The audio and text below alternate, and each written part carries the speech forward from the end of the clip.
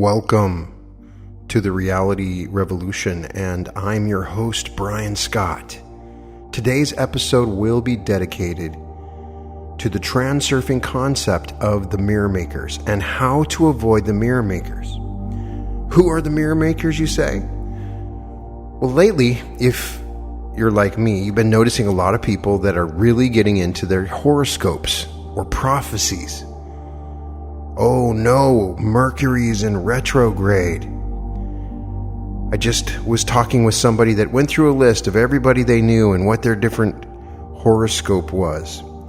I have very close friends that post up all the time on Facebook that have charts for different horoscopes, and they live their entire lives around this information. Do you live your life around your horoscope? Do you notice when Mercury's in retrograde? I've always believed on some level that there's some retro-causality occurring with different things that predict the future, that like horoscopes and that kind of thing. The reason is, when you think that Mercury's in retrograde, you start to look for problems and you almost expect them to happen. And this is discussed in the book Reality Transurfing by Zeland. If this is the first time you've ever heard my podcast, Reality Transurfing is a book written by Zeland, a physicist who created a synthesis of knowledge on how to create and choose your own reality. It's a great book. I have lots of episodes. You should definitely check it out. I believe it's chapter 19, one of the last chapters, or chapter 18 in the Mirror World chapter, there is a section called the League of Mirror Makers. And so Zeland addresses the question of how should we treat horoscopes or prophecies or any of that information. This is coming from a chapter on the mirror world, and I definitely recommend you check out my episode on the mirror world or the mirror principle in Tufti and Transurfing. It's a very popular principle that's discussed in both books. The idea is you will see what is reflected. When you put your hand up, when you look at a mirror and you put your hand up, you'll see your hand go up. We live in sort of a delayed mirror. And so your thoughts get reflected back to you. You have events that are constantly being reflected back to you. This is also discussed in physics, and in a recent interview I had with Jude Currivan, she discussed the holographic principle, and part of that means that we live in a mirror. There's a principle of reflection that occurs. So what happens when there are mirror makers, people that are creating the reflection, or things that make you create a reflection? So there's an important understanding. A lot of people out there I know live their lives around these certain tenets, which can be good. I'm not saying that they're not accurate, but in the process of doing that, you lose control over your life because you control your life. It doesn't matter if you're a Scorpio, or if Pluto's in retrograde, or Mercury's in retrograde, or if Saturn is in transit, or whatever that stuff means. Even if there is some sort of effect, you still have control over it. So I wanted to go over this section, and maybe that would help you to understand why it's not as important as you think it is, and it is more important of how you imprint your mind and how you treat this sort of information. Zeland says, it would seem that the question of fate in the context of transurfing is covered. People have free choice of their future by virtue of the existence of the alternative space or the space of variations, which can be controlled by applying the principles of the dual mirror. Nonetheless, it is worth elucidating on the theme a little more. Opinions differ. Some people think that fate lies in the hands of its owner. Others believe that fate is predetermined. Yet others go even further and view fate as a personal lot we are doomed to, delivered from above and determined according to our deeds in past lives. So which point of view is the closest to the truth? Doesn't that bother you when people say, "Oh, I'm just suffering from karma from a past life"?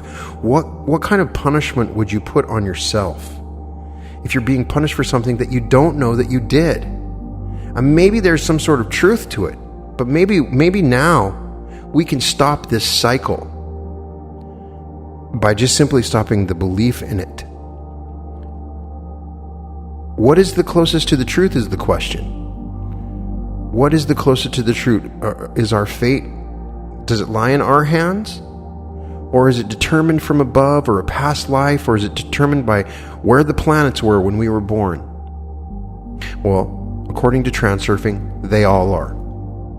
All these views are correct and equally well-founded. Could it really be any other way in a world which represents a mirror? Everyone that stands in front of the mirror receives confirmation of the image in their thoughts. There is no point in asking the mirror whether the reflection of your face is destined to be happy or sad. On the other hand, the mirror reflects what is. And on the other hand, I will become however I wish to see myself. Therefore, the issue of fate is a question of choice. To choose a predestined fate or to prefer your fate to be free, it is all a matter of conviction.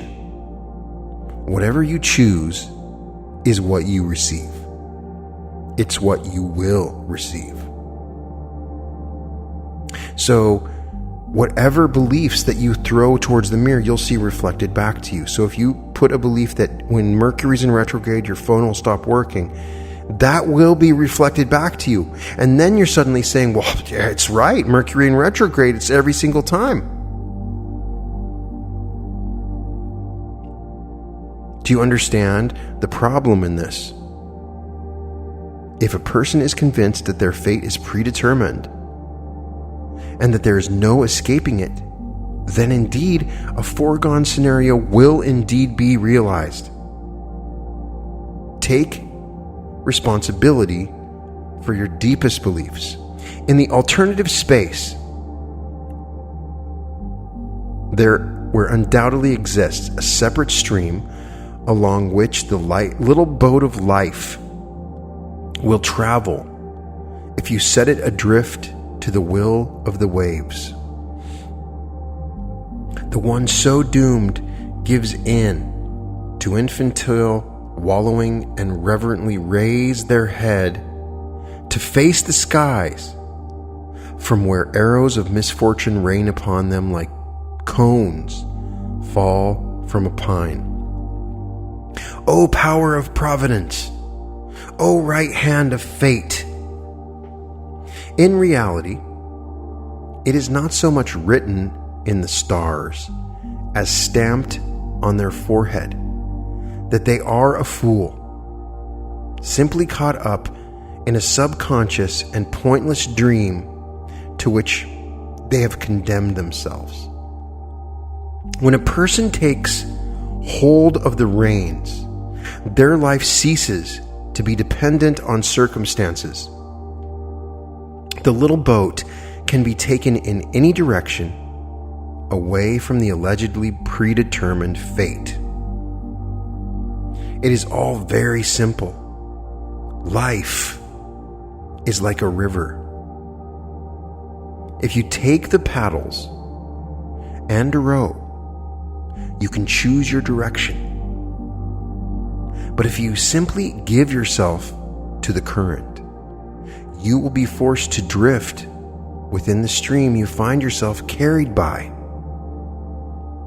If karma is what you want, karma is what you will get.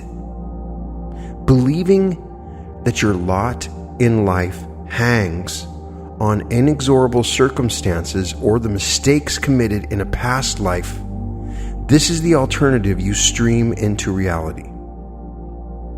It is your will. For you are the Son of God, and yet, if you desire to become the maker, then this is also within your power. The dual mirror will agree to anything. It all comes down to whether you know how to work with it.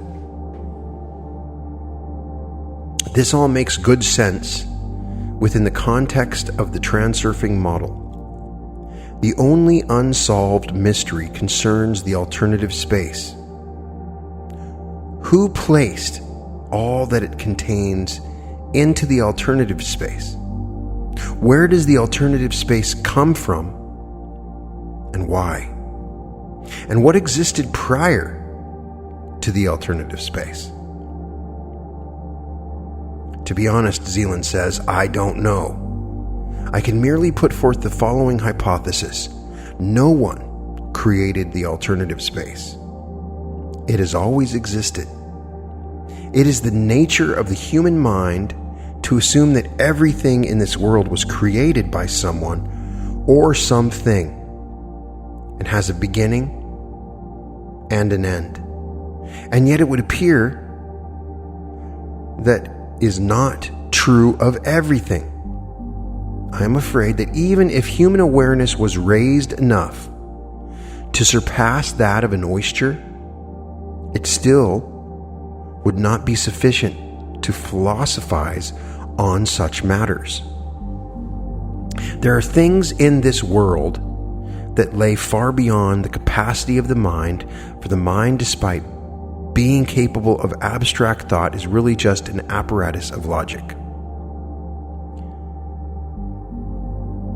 The level of my abstract thinking allows me only to construct a primitive mathematical model. If you were to take a person's conventional level of awareness to the level of infinity, by which the level of awareness but represents a dot, the question we have posed would be reduced to the following. Why is it that I, a dot, can occupy any position at all on the coordinates plane? Who created the coordinated grid? What is it for? And who existed before the coordinates grid?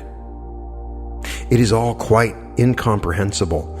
And if you were then to tell the little dot that aside from the second dimension, there is also a third dimension and an n-dimension space, you would quite simply blow its mind.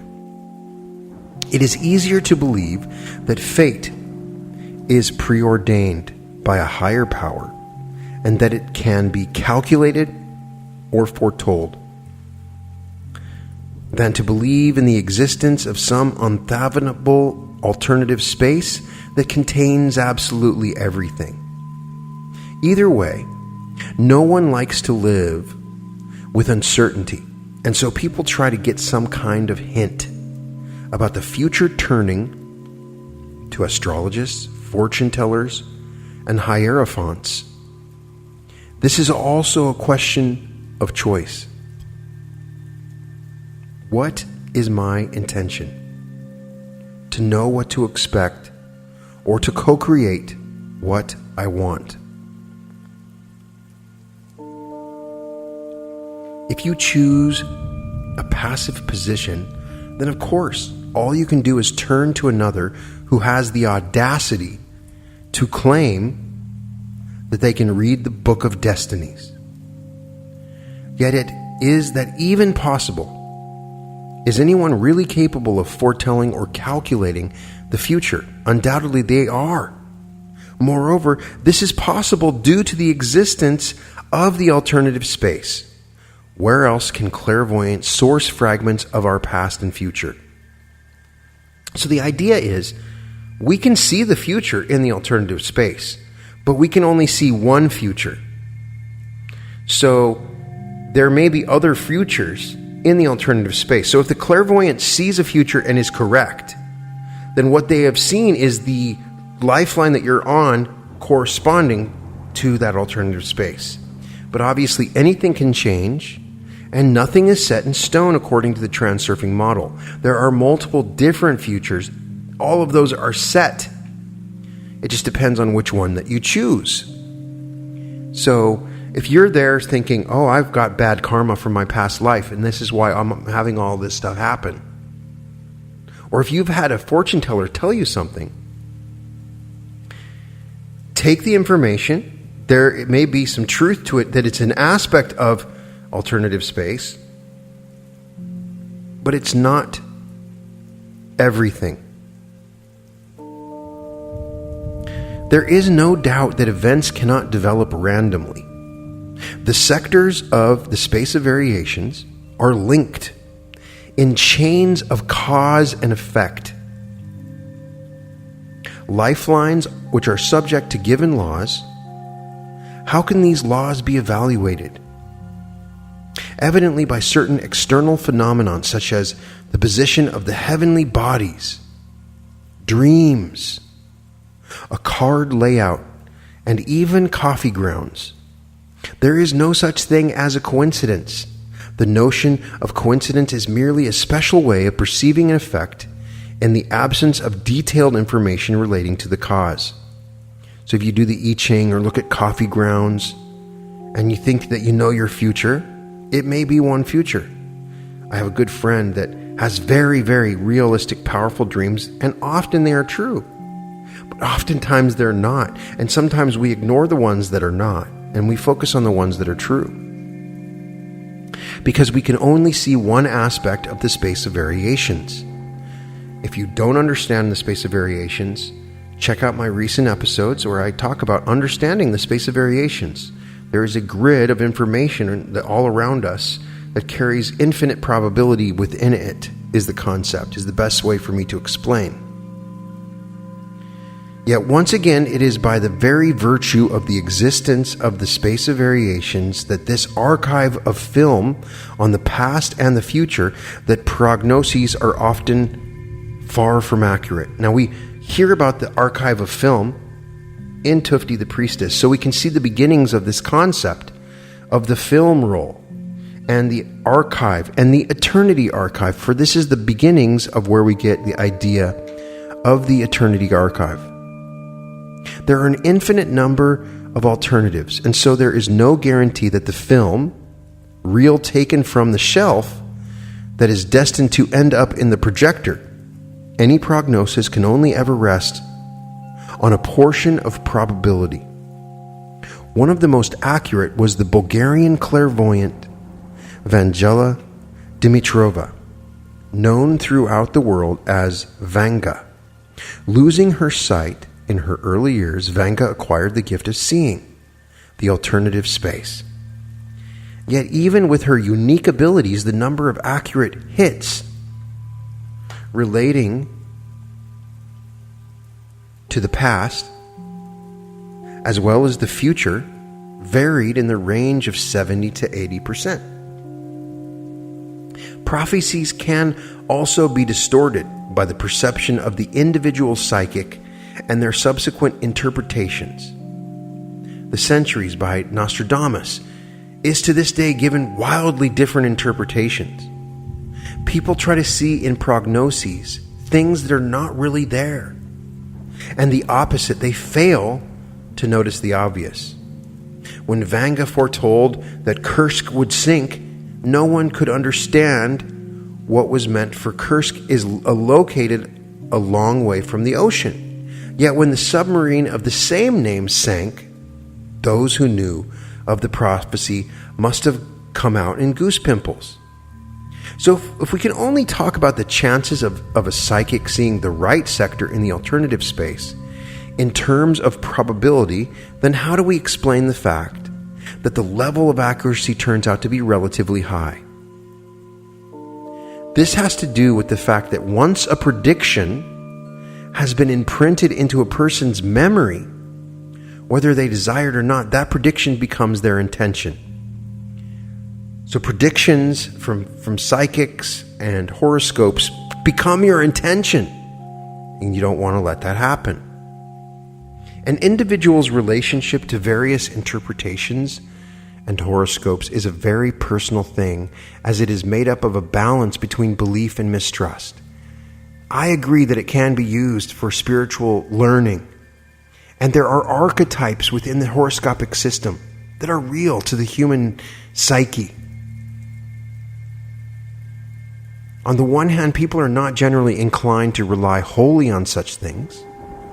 And on the other hand, somewhere in the depths of their subconscious, there's a thought that asks, what if?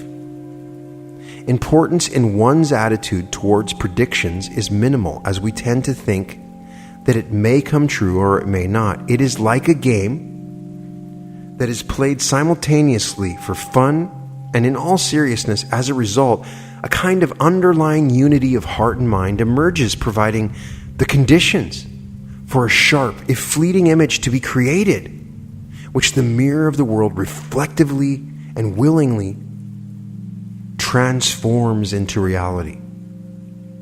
Unbeknown to themselves, the individual also begins to manifest what they have been foretold, which explains why the level of probability in such cases is higher than average. Vanga's biography creates the impression that she intentionally programmed her future fate early on in her childhood. Her favorite pastime was to heal her neighbor's children. Her patience. She was good at telling various imagined stories which her audience listened to as if under a spell. Aside from that, Vanga used to enjoy another curious little game.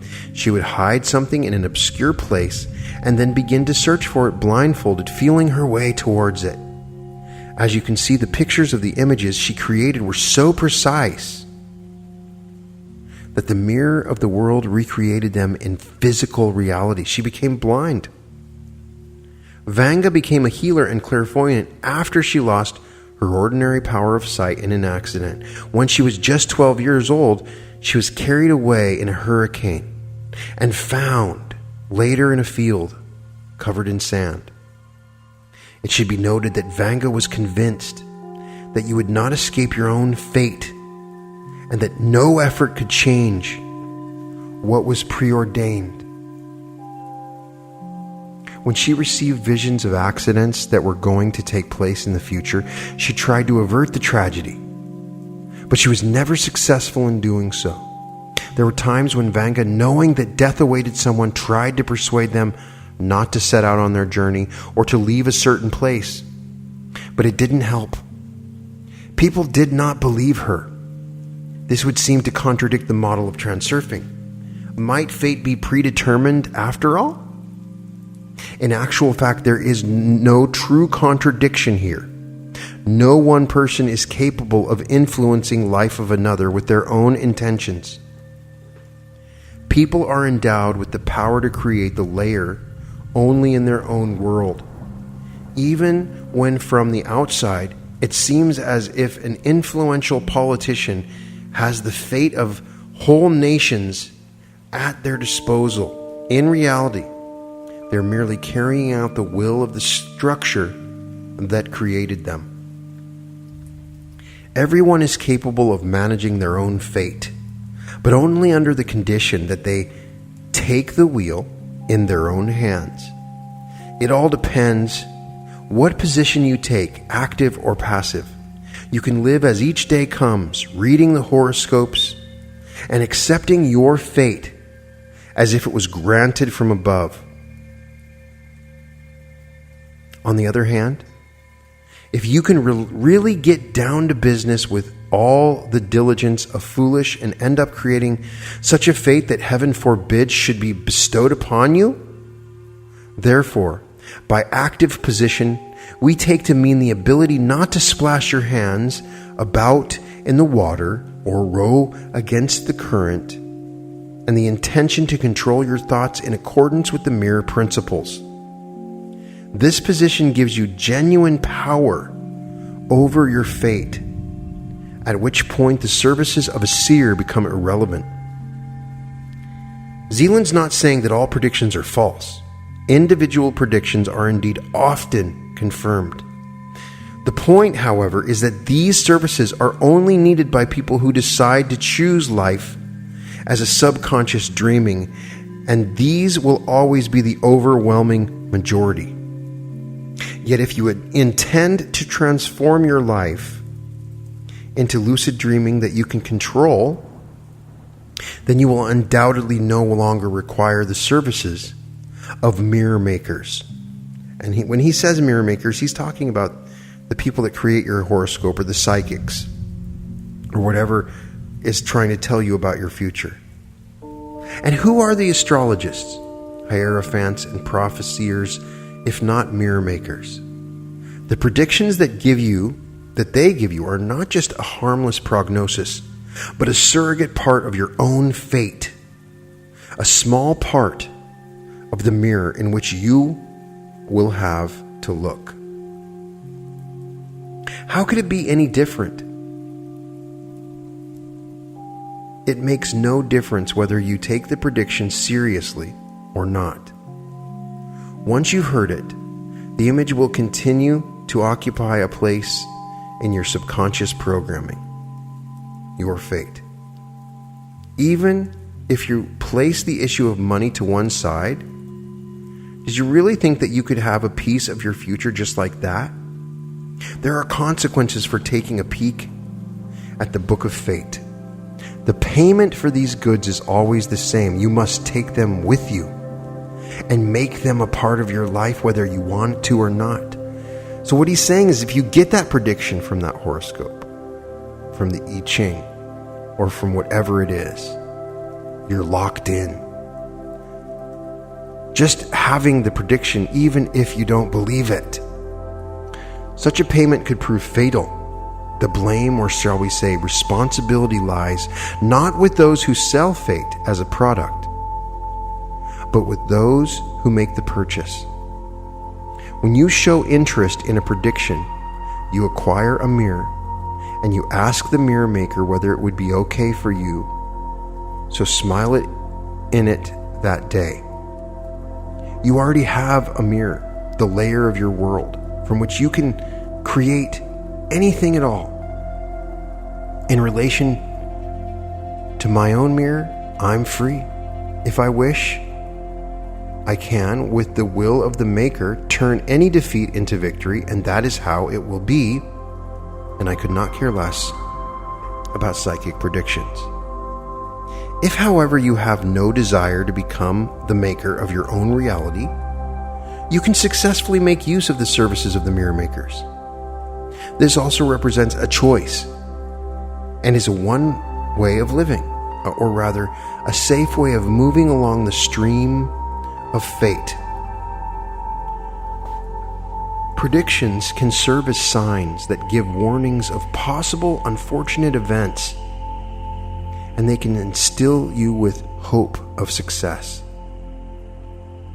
In this sense, the mirror makers fulfill a helpful role, although perhaps not all of them. The most harmful among them are those who foretell events of a global scale. By predicting forthcoming catastrophe and the end of the world, they attune large groups of people to destructive thinking. Or in other words, they program the collective consciousness. This will inevitably leave its mark. This makes me think while I'm reading this about religions and prophecies that are foretold of apocalypse. How can we break ourselves from these prophecies? You can see different sects of different religions working to create these prophecies. What is interesting is that scientists are also part of the League of Mirror Makers, although they do not necessarily have a direct impact on the fate of others. Over the course of human history, scientists have worked on the one task of trying to explain how the world works. Once, the earth was flat and rested on the hump of 3 whales, an elephant, and a turtle, or something like that. In former times, the stars rotated around the earth. Many centuries have passed since then, and some things have become clearer. But the process of trying to find a model that fits continues as before. Classical physics has been replaced by quantum physics. Objects of the microworld were first declared particles and then turned out to be waves, who had no objection to being particles from time to time. Then came another theory telling us that these obscure objects are neither waves nor particles, but strings in 10th dimensional space-time. The world stands in the fitting room and agrees with this model too. Even then, something did not quite fit. Something was not quite right. Scientists were forced to add one more dimension, the 11th dimension, as a result of which the supernova M theory is born, according to which the string is transformed into a membrane. It is amusing, is it not? What will they think of next? No doubt this process will continue for infinity. Ever new models will be found to replace the previous ones. If you stand in front of one mirror and hold a second mirror in your hand, you will understand why the world has an infinite number of models. In the mirror in front of you, you see yourself holding a mirror in which there is a reflection of you in a mirror holding a mirror in which you see. Perhaps there is no answer to the question of how the world works. Within the context of the human mind, if one were to climb to the top of the most abstract peak in our range of definitions, we would see that the world does not actually look like anything. It is simply a mirror of our ideas. We get what we think about the world. The most we can confirm with any confidence is that reality is multifaceted, and then state a few of its laws. The process of scientific research into how the world works is similar to the example of the mirrors given above. When you take one natural phenomenon as a starting point, you get a specific version of a model, which is like having one section of the mirror. Standing with that section in front of the main mirror, you see a new aspect of the reality reflected. If you take one of the manifestations of that aspect, we once again get another version of reality. And again, out of yet another tiny mirror, a new one will appear, having been reflected in the image of the mirror before that. So what is the world really like? You can try and imagine what the world is really like using the example of two identical mirrors placed opposite each other. Each mirror reflects the mirror that is placed in front of it. Both mirrors give the reflection of nothing, reflected an infinite number of times. It is a black infinity of images in which nothing is reflected from nothing. Does this picture fit any description provided by the concepts the mind has at its disposal? Hardly. To conclude, it should be understood that the pendulums of the mirror makers have no concern for your fate. They follow their own interest, which is to receive a constant source of energy from their clients. People would like to know every day what tomorrow has in store for them. And so they constantly turn to the well-informed, making a contribution with their energy, and in exchange receiving a surrogate, a piece of fabricated fate. If a person's attention has been caught in a pendulum's noose that is trading in fate, then they will not feel confident until they have read the next horoscope or had their next dream interpreted. They become addicted as if to drugs. They have to keep getting their dose to support their illusory confidence in tomorrow whilst the pendulums sway and blossom. Transurfing does not require the same source of energy supply. Learn about the principles and then do whatever you want with them. Knowledge in itself is not a pendulum. A pendulum is only created when the corresponding structure emerges. Neither does transurfing explain how the world works. It simply offers a utilitarian model which enables you to understand why it is possible that reality can be controlled, and how it is the same as being perfectly capable of driving a car without having the slightest idea of how the engine was put together. Transurfing's mission lies in issuing the driving license. The mirror makers try to convince the dot that it must move along a strictly defined line in the graph, and that any other form of movement just is not meant to be. This will in fact be true, but only if the dot accepts these conditions. Reality exists independently of you whilst you agree to this condition. You can never change the entire world, but the individual layer of your world is fully at your disposal. You do not have to change yourself. It is enough simply to exercise your right as the maker. Now you have a dual mirror, a bit like a genie that makes you wishes come true, except that it is not a fairy tale anymore.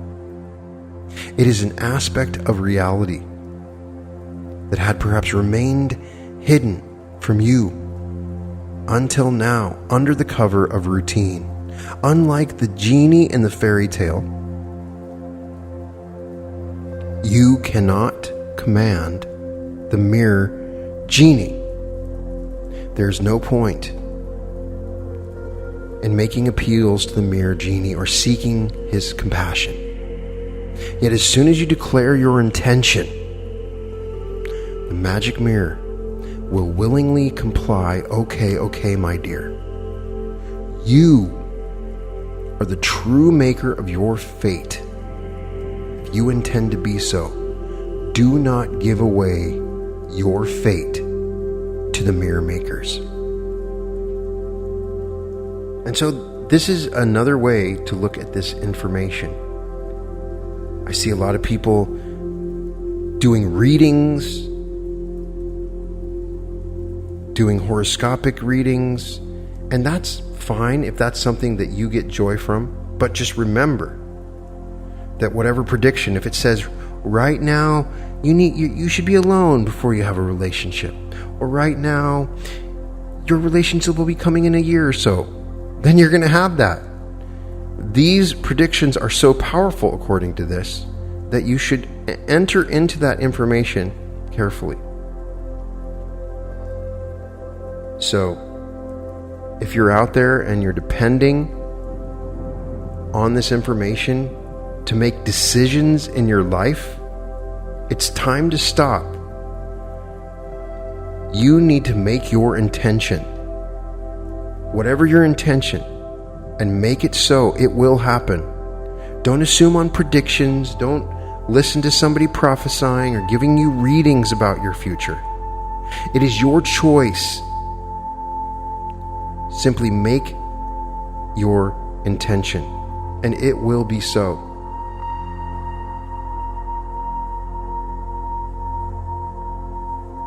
Thank you so much for joining me on another excursion into the transurfing wilderness. Definitely have more episodes of transurfing coming up soon. We're going to look at the energy of intention very soon. I hope you're doing well. And if there's anything I can do to help you, if you need coaching, go to my website at advancedsuccessinstitute.com. All episodes of The Reality Revolution can be found at therealityrevolution.com. It's always a joy and pleasure, and welcome to The Reality Revolution.